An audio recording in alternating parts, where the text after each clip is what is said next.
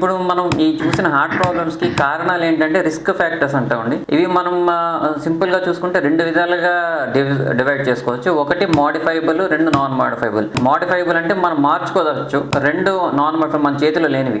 మన చేతిలో లేనివి అంటే మెయిన్ గా చెప్పుకునేవి జెనెటిక్ ఫ్యాక్టర్స్ అండి. జీన్స్ లో వస్తాయి అనమాట. ఫ్యామిలీస్ లో కొన్ని రకాల జీన్స్ కి కొన్ని రకాల హార్ట్ ప్రాబ్లమ్స్ వస్తాయి అనమాట. ఇది మన చేతుల్లో లేనివి ఉంటాయి. రెండు వయసు రీత్యా కూడా కొన్ని ప్రాబ్లమ్స్ వస్తాయి. కవాటాలు వయసుతో పాటు సన్నబడిపోవడం, లేకపోతే గుండె కొట్టుకునే ఎలక్ట్రిసిటీ నిమిషానికి 70 సార్లు కొట్టుకునేలాగా బ్యాటరీలు ఉంటాయి. అవి వయసుతో పాటు కొంచెం వాటి పనితీరు తగ్గిపోతుంది, డీజనరేటివ్ అంటాం. ఇవి మనం మార్చలేము అనమాట. రెండో కేటగిరీ ఏంటంటే మోడిఫైబుల్ ఫ్యాక్టర్స్. ఇవి మనం మార్చుకోవచ్చు, మన జాగ్రత్తలు తీసుకుంటే కొంత వీటిని ఆపుకోవచ్చు అనమాట. ఇందులో మనకు కామన్ గా చూసేది ఫస్ట్ చూసుకుంటే షుగరే మోస్ట్ కామన్ గా చూసుకోవాల్సి ఉంటుంది. ఆ షుగర్ వల్ల మనకి హార్ట్ లో కొలెస్ట్రాల్ అవసరమైన చోట లేకుండా ఎక్కువ డిపాజిట్ అయిపోతూ ఉంటుంది. దీనివల్ల గుండెపోటు రావడం లేదా గుండె కండరం దెబ్బతినడం. సో ఇది షుగర్ తో వచ్చే మెయిన్ ప్రాబ్లమ్.